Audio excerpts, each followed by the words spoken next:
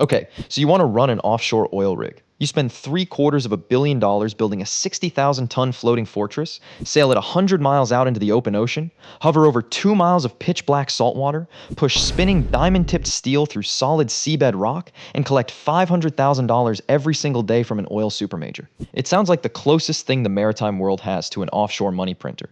You sit back on the air conditioned bridge, watch 6 computer controlled thrusters fight 20-foot storm waves, and let the wire transfers roll in. That is the dream, anyway. The problem is what happens between the dream and the reality, what it actually costs just to keep the runway lights and diesel generators running, and why managing an ultra-deepwater drill ship is a hyper-compressed financial pressure cooker where a 20-minute equipment delay burns $25,000 in pure operating loss, and where a single mechanical failure 2 miles underwater can trigger multi-billion-dollar environmental liabilities. To understand why anyone attempts this in the first place, you first have to look at the sheer scale of the 3 radically different types of offshore iron that dominate the global energy world.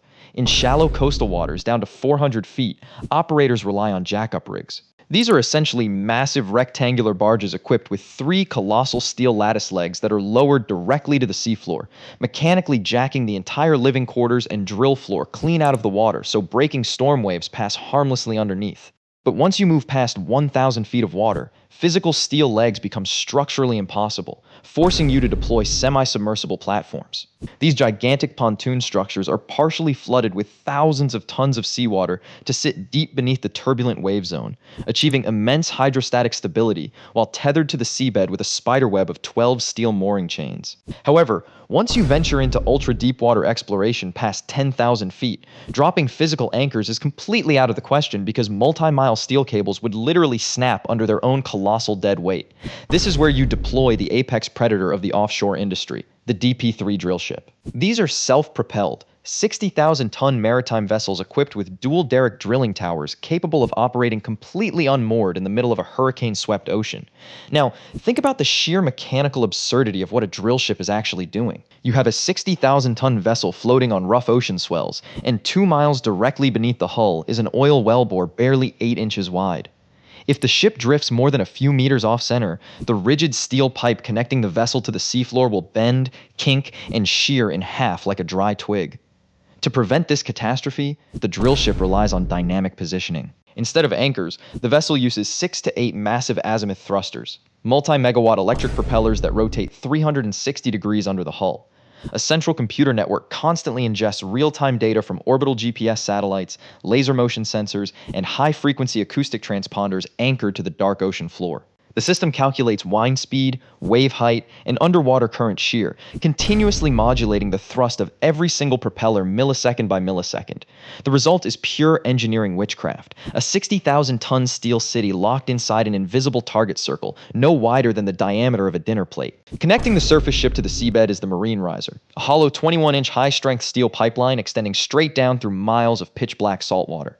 Inside this riser spins the actual drill string, rotating diamond-tipped roller cone bits that grind through solid granite under immense downhole friction. But sitting directly on top of the wellhead on the ocean floor is the ultimate insurance policy, the Subsea Blowout Preventer, or BOP.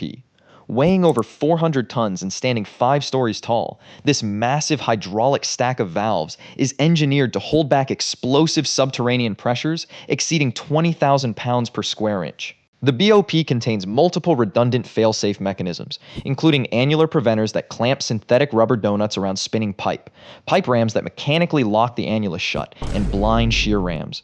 Colossal hydraulically driven tungsten carbide blades that can slice clean through hardened steel drill pipe in a fraction of a second to seal the well hermetically if an unexpected gas pocket threatens to blow the rig to pieces. Now, let's talk about the unsung financial lifeblood of every offshore drilling operation: drilling mud.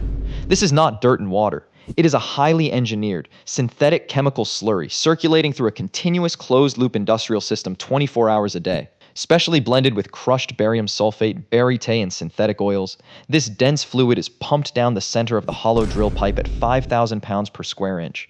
It blasts out the nozzles of the drill bit to cool the cutters, lubricate the hole, and provide hydrostatic counterpressure so the porous wellbore does not collapse in on itself. The mud then carries thousands of pounds of pulverized rock cuttings back up the annulus to the surface deck. Here, the fluid passes through a bank of violently vibrating shale shakers, degassers, desanders, and high-speed centrifuges that strip away rock fragments down to the micron level before the cleaned, multi-million-dollar chemical mud is recycled right back downhole. If you lose circulation because fluid fractures into an underground cavern, you can lose hundreds of thousands of dollars in synthetic mud in minutes. If an undetected gas kick enters the fluid column, you have seconds to chemically weight the mud before downhole pressures spiral completely out of control. Beyond the downhole physics, running an offshore rig is essentially operating an industrial manufacturing plant combined with a 5-star offshore hotel and an active marine shipping terminal. A standard ultra-deepwater rig houses a rotating crew of 150 to 200 roughnecks, drillers, subsea engineers, mud-logging geologists, and catering staff working grueling 12-hour shifts on 2 to 4 week hitches. Transporting this specialized workforce requires dedicated multi-million-dollar Sikorsky S-92 and Airbus H-225 helicopter charters running scheduled rotations round the clock from coastal shore bases. At the same time, heavy 300-foot platform supply vessels continuously battle ocean swells to deliver thousands of tons of steel casing pipe, dry bulk barite powder, potable water, food provisions, and marine diesel fuel across hundreds of miles of open ocean, using specialized dynamic positioning cranes to pluck cargo containers off rolling decks in heavy seas. Now, here is the part that will make any CFO sweat through their bespoke suit: the brutal contract mechanics. Drilling contractors like Transocean, Valaris, or Noble do not own the oil they discover.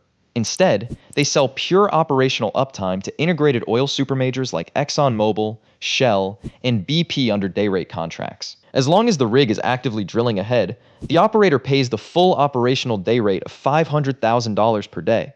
However, if any critical system fails, whether it is a tiny hydraulic leak in a subsea BOP control pod, a burned-out thruster stator, or a cracked top drive motor, the contract immediately triggers a zero-rate downtime penalty. Under zero rate, the oil company completely freezes daily charter payments. That means the drilling contractor is stuck paying $60,000 to $80,000 a day in crew wages, catering, fuel, and insurance entirely out of their own balance sheet until the malfunction is certified and repaired. On top of operational downtime, offshore rigs face colossal 5-year capital expenditure cliffs known as Special Periodic Surveys, or SPS. Under strict international maritime classification rules, every offshore drilling unit must be pulled from commercial service every 60 months to undergo mandatory dry docking and deep non-destructive structural hull inspections. During an SPS shipyard stay, every single multi-megawatt thruster is unbolted, the marine riser joints are ultrasonic tested for microscopic metal fatigue, and the 400-ton Subsea BOP stack is completely disassembled down to the bare castings, inspected, and rebuilt. A typical 5-year SPS overhaul takes 2 to 4 months in a deep water shipyard and costs between $35 million and $75 million in direct shipyard labor and replacement components, all while the rig generates zero revenue. Finally, offshore operators must navigate extreme Metocean weather limits and multi-billion-dollar environmental liability insurance pools. When a major hurricane enters the Gulf of Mexico, operators must execute complex emergency disconnect sequences, unlatching the marine riser from the subsea wellhead, sealing the BOP shear rams, and completely evacuating personnel via helicopter before the storm hits. If a dynamic positioning vessel suffers a catastrophic blackout during high seas, the risk of a subsea wellhead rupture carries environmental capping stack costs and regulatory cleanup liabilities that can bankrupt an independent drilling contractor overnight. Ultimately, running an offshore oil rig is an ultra-dense masterclass in extreme maritime engineering and merciless contract law. Success in this business is not about finding crude oil beneath the ocean floor. It is about maintaining ruthless operational discipline, keeping 60,000 tons of precision steel locked on station in 20-foot waves, and ensuring that a 400-ton subsea valve works with absolute perfection every single second of the day.